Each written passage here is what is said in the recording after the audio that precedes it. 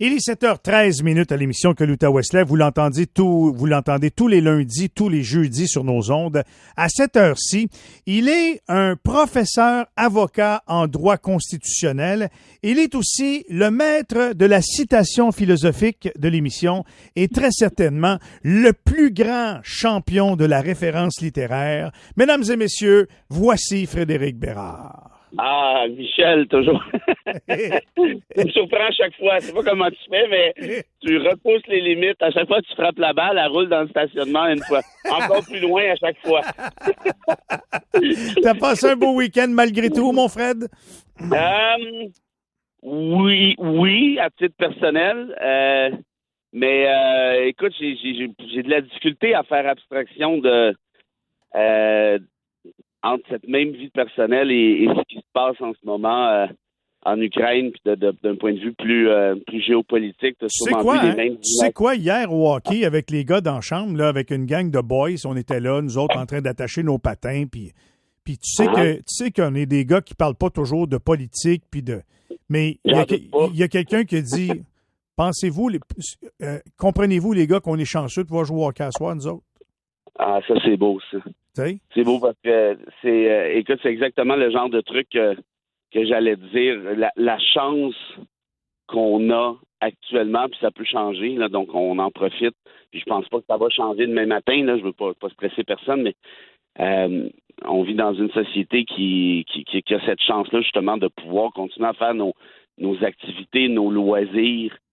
T'as vu les mêmes images que moi ce week-end, j'imagine. Mm-hmm.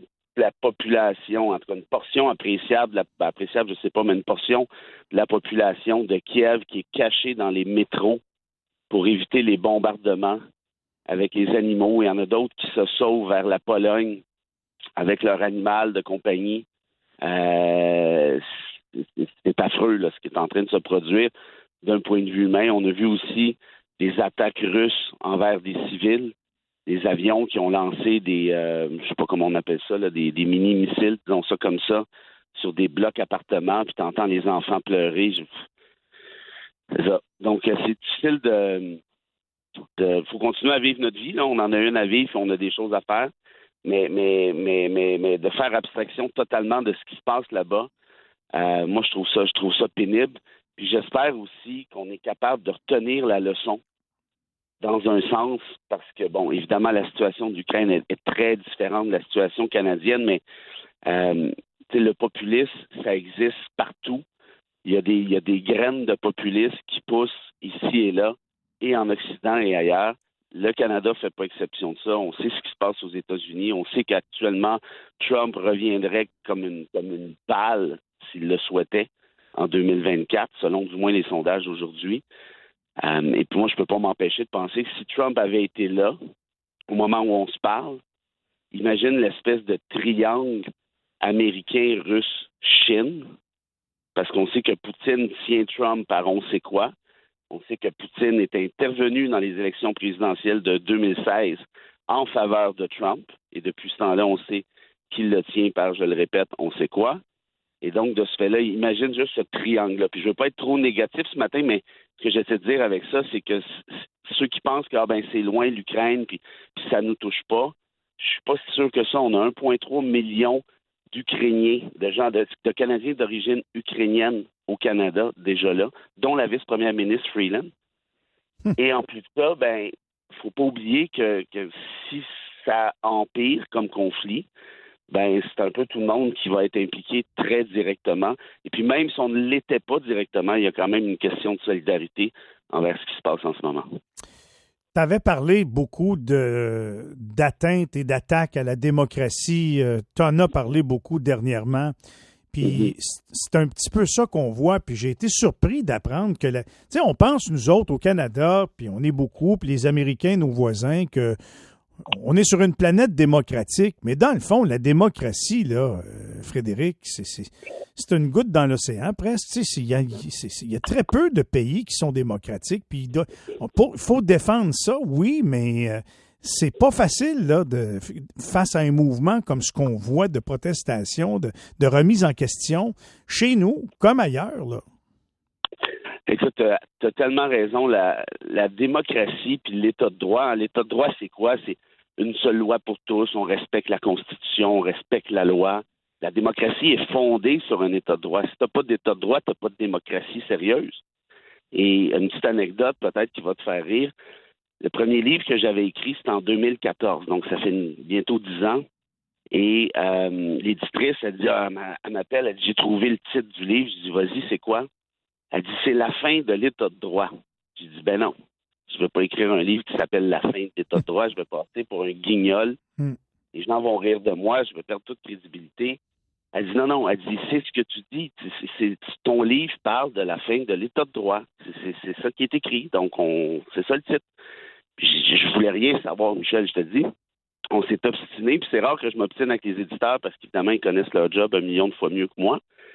Mais le compromis qu'on a fait, parce que j'étais tellement réticent, le compromis était le suivant. Elle dit, OK, elle dit, je te propose ceci. On garde mon titre, mais on met un point d'interrogation.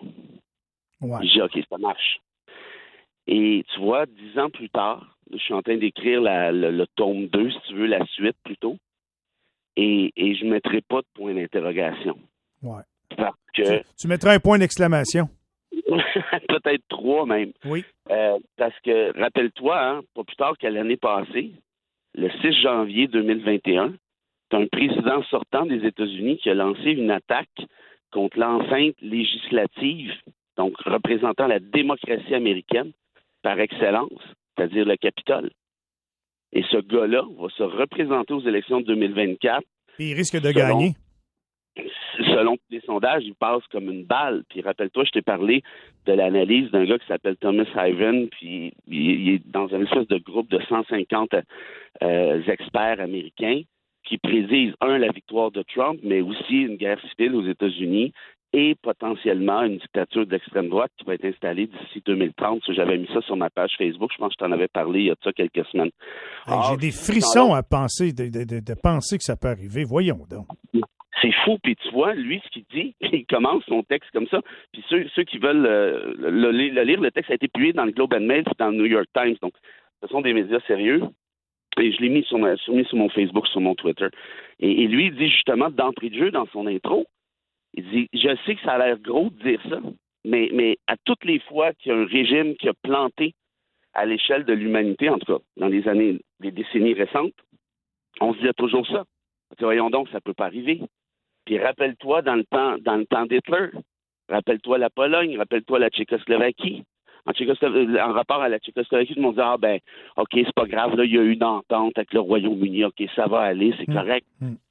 Un gars comme Poutine, un gars comme Trump, je suis désolé, je veux pas manquer de respect à personne, mais ont des profils de psychopathes. Et ça, il y a des études qui le démontrent, il y a des études psychiatriques qui sont disponibles. Il faut aller voir de gens sérieux, de gens renommés, des études universitaires. Ces gars-là ont des traits de psychopathe. Et ce qui fait que c'est quoi un psychopathe? C'est quelqu'un qui a zéro empathie. C'est quelqu'un qui est obsédé par son nombril. Je pense que personne ne va s'obstiner par rapport à Trump. Poutine, on le connaît un petit peu moins, mais regarde son track record. Ce gars-là, c'est un ex-agent du KGB qui essaie de déstabiliser les démocraties occidentales. Regarde ce qu'il fait actuellement en Ukraine. Évidemment, ça, c'est pas tout à fait la même chose. Mais quand il y en a qui disent il va sûrement arrêter après l'Ukraine, je suis pas si sûr que ça, moi. Ça va jusqu'où, cette pensée-là, de conquérir la planète, là, tu sais? Ben, c'est ça. Puis moi, ce qui me désole le plus, Michel, là-dedans, alors évidemment, les souffrances du peuple ukrainien et tout le tralala, ça va de soi, mais au-delà de ça, c'est l'espèce d'impotence du droit international. Tu sais, quand je vois passer sur Facebook, puis c'est correct, il faut le faire, là, quand les gens disent toutes mes pensées avec l'Ukraine n'a pas tellement besoin de nos pensées. L'Ukraine a besoin d'un droit international sérieux. Et là, actuellement, au Conseil de sécurité de l'ONU, ils sont 5, ils ont voulu adopter une résolution pour condamner l'invasion de l'Ukraine par la Russie, parce que c'est ça que c'est, c'est une violation du droit international pur. Bien, la Russie, qui est au Conseil de sécurité puis qui a un droit de veto, qu'est-ce qu'elle a fait? Elle a dit, j'oppose mon veto. Puis il n'y a pas de résolution en ce sens-là, puis merci, bonsoir. En d'autres termes, tant aussi longtemps que le droit international va être théorique et ne sera pas coercitif, ça veut dire on est capable de l'appliquer sérieusement, il ne sert à rien, c'est une espèce de procédé de bonnes intentions. les règlements internes là, des chevaliers de colon à Saint-Hyacinthe sont probablement davantage suivis que le droit international au moment où on se parle. C'est pas drôle, là. Non. Et donc, tu fais quoi? Ben, toi, t'es l'Ukraine. Ben là, tu donnes des armes à tes citoyens, puis let's go les boys. Bonne chance. Donc, ben, c'est ça. On est dans... Puis il y en a plusieurs civils, tu as vu peut-être les mêmes choses que moi, qui veulent aller défendre leur pays, puis je les comprends. Mais c'est parce qu'on rentre dans quel genre de rhétorique. Et là, l'autre mauvaise nouvelle, ou la bonne, ça dépend comment on le voit, les Russes en ont plein la gueule, d'un point de vue fantassin, d'un point de vue tank, et au moment où... apparemment, c'est très, très raide. Là. Puis là, il faut faire attention parce qu'il y a beaucoup de désinformations. Mais selon quelques sources que je juge crédibles, les Russes ont de la difficulté à rentrer sérieusement en Ukraine. Il y a une très bonne résistance, semble-t-il, de l'Ukraine. Oui. Sauf que là, tu as deux façons de le voir. Soit que Poutine recule en disant « OK, c'est trop raide », ou que Poutine décide de « OK, j'ai des missiles ». Paye sur le piton. C'est là qu'on est, là. Et rappelle-toi que Poutine a lui-même menacé tous les alliés de l'Ukraine, si vous continuez, là, incluant avec les sanctions économiques, il dit, vous allez avoir des représailles comme vous n'en avez jamais eu. Et là, la plupart des experts, ce que je ne suis pas, pensent qu'il réfère évidemment à la bombe nucléaire. Est-ce qu'il veut vraiment l'utiliser ou il veut simplement faire peur? Ça, c'est la question qui coûte cher, on ne sait pas. Mais reste qu'il a la bombe dans ses poches, puis il suffit de peser sur le petit piton, puis là, après, on verra ce qui se passe. Hey, Frédéric, es-tu capable de nous quitter avec une citation ce matin? Écoute, tu parles, puis je te donne même le choix parce que t'es mon ami. Tu as le choix entre Victor Hugo puis Machiavel. Ou Machiavel. Oh, je prendrais Victor Hugo ce matin. Tu fais bien. Oui. Victor Hugo, il dit que la guerre, c'est la guerre des hommes et la paix, c'est la guerre des idées. Répète-moi ça. Hugo te dit que la guerre, c'est la guerre des hommes et la paix, c'est la guerre des idées. Merci beaucoup, Frédéric. On se retrouve jeudi. Avec grand plaisir. Salut tout le monde. C'est un peu anxiogène ce matin, mais en espérant que jeudi, que ça aille un peu mieux. Souhaitons-le. Bye-bye. Salut. 7h25. Pierre-Jean est prêt pour les manchettes. Au retour, on va parler avec la députée Amanda Simard, députée provinciale libérale de Glengarry Prescott Russell. Son conjoint est ukrainien. Restez là.